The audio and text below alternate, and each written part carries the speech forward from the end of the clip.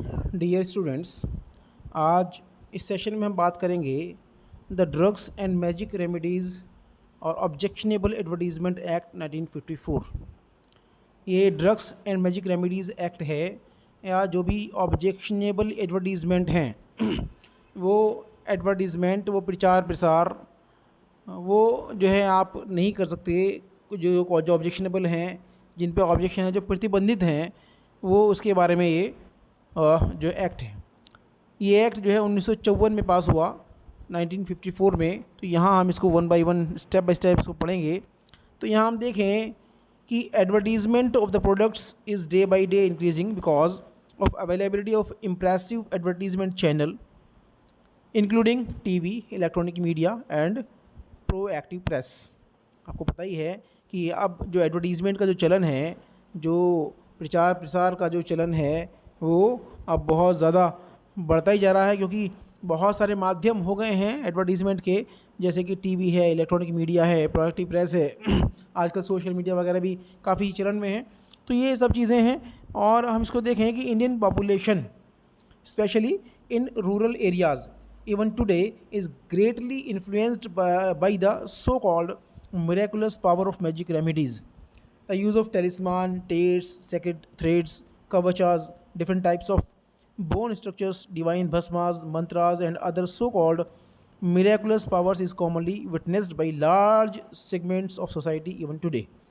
यहाँ आप देखें कि जो इंडियन पॉपुलेशन है स्पेशली वो लोग जो है जो गांवों में रहते हैं, जो रूरल एरियाज़ में रहते हैं, वो जो है किसी जो मैजिक रेमेडीज़, जो जादुई चीज़ें हैं, उसमें जादू टोने पे बहुत ज़्यादा ध्यान जो है विश्वास करते हैं। और कि जादू टोने में या मैजिक रेमेडीज़ में बहुत मिरेकुलस पावर होती है, एक दैवीय शक्ति होती है, इस तरह का वो मानते हैं।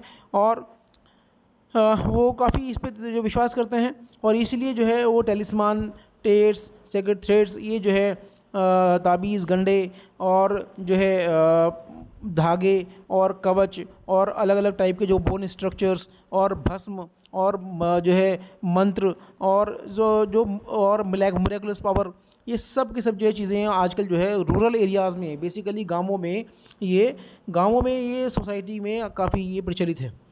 तो इसको हम देखें आगे कि any advertisement in writing about the cure of disease mentioned under schedule two the act are objectionable. अब ये क्या है कि जो है कि जो जो शेड्यूल, एक्ट के शेड्यूल्स हैं, उसके जो कुछ डिजीज़ मेंशन हैं, तो उन डिजीज़ के ट्रीटमेंट के बारे में, उनके क्योर के बारे में कोई भी एडवर्टाइजमेंट, कोई भी प्रचार प्रसार, वो जो है वो ऑब्जेक्शनेबल है, वो जो है उसको आप नहीं कर सकते हैं, वो प्रतिबंधित है।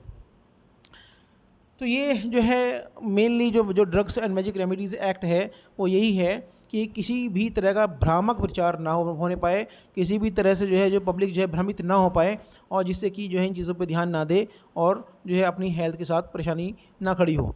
तो ये इसके लिए ये एक्ट बनाया गया, जो कि 1954 में 1954 में पास हुआ।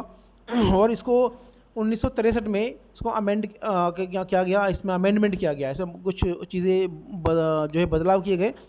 यहाँ हम देखिए ऑब्जेक्टिव ऑब्जेक्टिव में क्या है इसमें कि it is an act to control the advertisement of drugs in certain cases, to prohibit the advertisement of certain purposes of remedies alleged to possess magic qualities. तो यहाँ पे इसका पर्पज़ क्या है? इसका पर्पज़ ये है कि कुछ केसेस में जो भ्रामक प्रचार हैं उनको रोकना, जो भ्रामक प्रचार हैं उनको रोकना इसका जो प्राथमिक उद्देश्य है।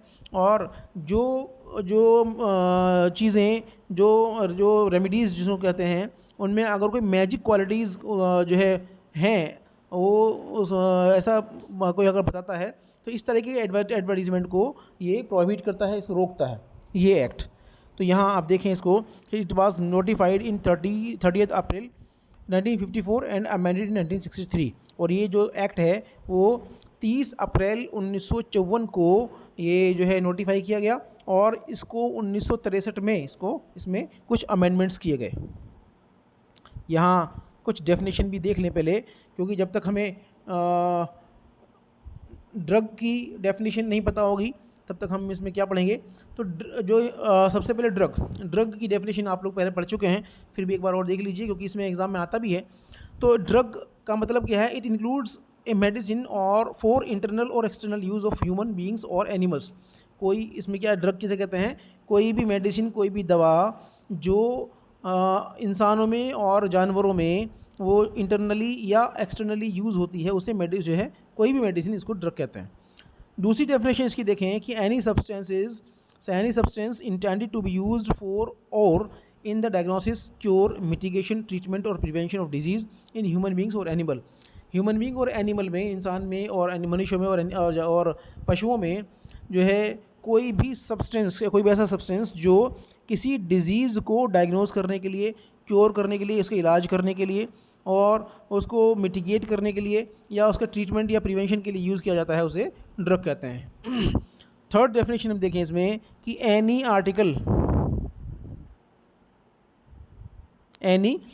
आर्टिकल और other than food intended to affect or influence in any way the structure of any organic function of the body of human beings or animal। मतलब फूड को छोड़ करके कोई भी आर्टिकल अगर ह्यूमन बींग, मनुष्य और पशुओं में की बॉडी में किसी फंक्शन को अगर वो बदलता है, वो अफेक्ट करता है, तो उसे हम ड्रग कहेंगे। ऐसे ही हम फोर्थ डेफिनेशन देखें कि any article intended for use as a component of any medicine, substance or article referred in point 1, 2 and 3 as above। और कोई भी जो है आर्टिकल, कोई भी सब्सटेंस जो किसी मेडिसिन का कंपोनेंट है और वो जो कि ऊपर दिए गए 3 बिंदुओं में दिया गया है, तो उसको हम ड्रग कहेंगे। तो ये ड्रग की डेफिनेशन हुई, ड्रग की परिभाषा हुई। हम बात करते हैं मैजिक रेमेडीज़। मैजिक रेमेडीज़ क्या है? इट इंक्लूड्स talisman, मंत्र, कवच और any other charm of any kind which is alleged to possess miraculous power for or in the diagnosis, cure, mitigation, treatment or prevention of any disease in human beings or animals, or for affecting or influencing in any way the structure of any organic function of the body of human beings or animals। इसमें जो magic remedy है उसमें क्या क्या चीज़, जैसे कोई ताबीज़, कोई मंत्र, कोई कवच या कोई भी इस तरह की कोई वस्तु जो है इसमें आएगी, जो ये बताती है कि जिसके अंदर ये कहा जाता है कि इसके अंदर कोई दैवीय शक्ति है, कोई मिरेकुलस पावर है, अगर किसी भी डिजीज़ को डायग्नोस करने के लिए, क्योर करने के लिए, मिटिगेट उसके सिम्टम्स को दबाने के लिए और किसी बीमारी को का इलाज करने के लिए या किसको उसको प्रिवेंट करने के लिए, उसको जो है रोकथाम के लिए कोई डिजीज़ की, ह्यूमन बींग्स और एनिमल्स में।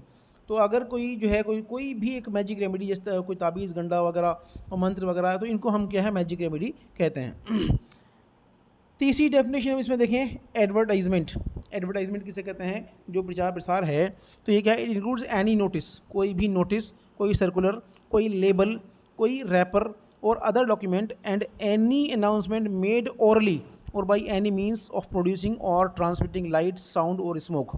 तो इसमें क्या है कि कोई भी नोटिस जो है, कोई भी सर्कुलर, लेबल, रैपर या कोई भी डॉक्यूमेंट जो कि जो है कोई ऑरली मुँह से ही अनाउंस किया गया, और या कोई लाइट डाल करके या कहीं साउंड से या स्मोक या धुएं से के थ्रू कोई एडवर्टीज़ उसको करते हैं, तो इसको एडवर्टीज़मेंट कहते हैं। नेक्स्ट है रजिस्टर्ड मेडिकल प्रैक्टिशनर। ये क्या है? ए person who holds A qualification granted by an authority specified or notified under section 3 of Indian Medical Degree Act 1916 or specified in the schedule of the Indian Medical Council Act 1956 और। तो ये कोई भी वो person जिसके पास जो है Indian medical degrees act 1916 के तहत के सेक्शन 3 के तहत जो है उसके पास कोई भी ऑथराइज्ड क्वालिफिकेशन है, तो उसे हम जो है रजिस्टर्ड मेडिकल प्रैक्टिशनर कहते हैं। या जो इंडियन मेडिकल काउंसिल एक्ट 1956 में मेंशन है कोई क्वालिफिकेशन, तो उसे हम रजिस्टर्ड मेडिकल प्रैक्टिशनर कहेंगे। ऐसे ही जो दूसरी डेफिनेशन इसमें देखें कि a person who is entitled to be registered as a medical practitioner under any law for the time being in force of any state to which this act extends relating to the registered medical practitioner. और कोई भी जो है इस जो जो है कोई भी पर्सन जो है कोई रजिस्टर्ड मेडिकल प्रैक्टिशनर तब होगा जब जो किसी भी स्टेट में जब जो है इस लॉ के अकॉर्डिंग जो है उसमें लिखा होगा। तो ये मेडिकल प्रैक्टिशनर की डेफिनेशन हुई। तो ये कुछ डेफिनेशंस हैं जो आपको ऐसे ही याद करनी है और इसमें एग्ज़ाम में लिख देनी है। यहाँ अब देखें एडवर्टीज़मेंट बैंड और प्रोहिबिटेड, ये हम बाद में करेंगे, फ़िलहाल आप जो है इतना देख लें। थोड़ा इसको एक बार मैं इसको फिर से मैं जो आपको इसको थोड़ा फिर से इसको समराइज़ कर देता हूँ कि जो drugs and magic remedies act है उसका एक उद्देश्य ये है कि जो भ्रामक प्रचार हैं, जो ऑब्जेक्शनेबल एडवर्टीज़मेंट हैं, उनको रोकना। इसका एक ये मेन उद्देश्य है, इसका मेन पर्पज़ है इसका, और इसीलिए इसको बनाया गया जिससे कि लोग जो है तंत्र मंत्र के चक्कर में, ताबीज़ गंडे के चक्कर में ना आएँ और अपनी हेल्थ को के साथ खिलवाड़ ना करें।